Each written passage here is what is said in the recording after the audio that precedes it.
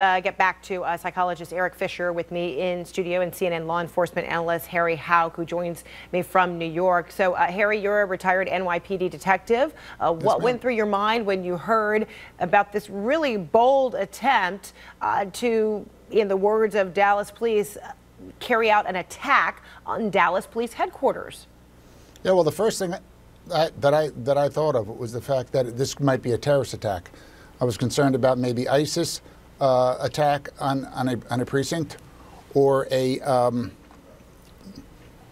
sorry, I'm having a problem with my audio. Okay, hopefully you're not getting the feedback, because I know it's very difficult to be able to talk and then hear your own audio coming back at you. So let's try to work that out, and then we'll return to Harry.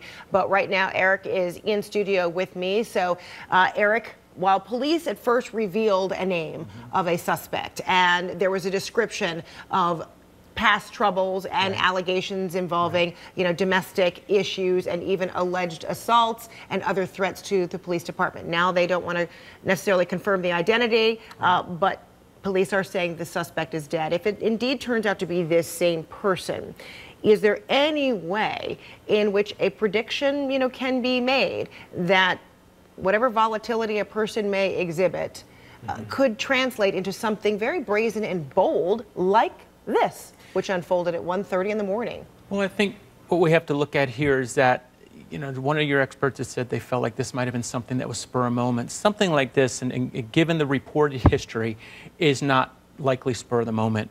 Could it also be completed individually? Yes, it could have, because when you look at somebody who really gets dialed into their delusional, again, if this person's delusional, they get dialed into a delusional process, they can remain very fixated on that delusional process, and getting their power back is a key. He felt that people in his life seemed to take his power from him, and he was determined to get it back. He seemed to have a persecutory delusion, as is reported.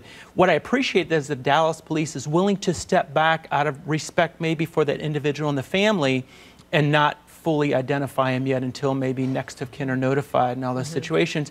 But I think we also have to look at, everybody's talking about criminal history. What I would like to focus on is mental health history. This is somebody who may have been underdiagnosed, misdiagnosed, or accurately diagnosed, but either wasn't treated properly, denied treatment.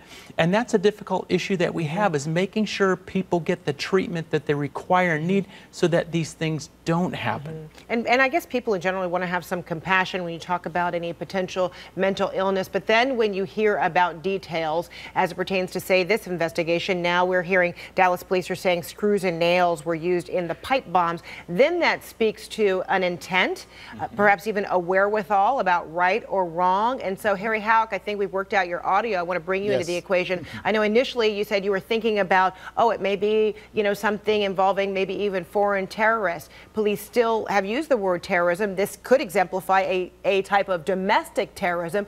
But now that you hear details like that, which do exhibit intent, and maybe even to Erik Fisher's point, he talked about, a challenge to authority, almost to make a statement. How do you assess all of that from like a law enforcement, standpoint based on your experience? Yeah, well, definitely here this attack. It looks like it's a lone wolf type thing that he had done on his own. Although we're not going to know until the investigation is concluded. But I'm sure that this man is probably the man that they've identified, because the phone calls to the mother were made. They got his cell phone number. They've tracked that information down. So I think what they want to do now is just want to make sure when they get into the body, they take his wallet out of his pants and find out, that it's confirmed that this is the guy that they had thought this was all along.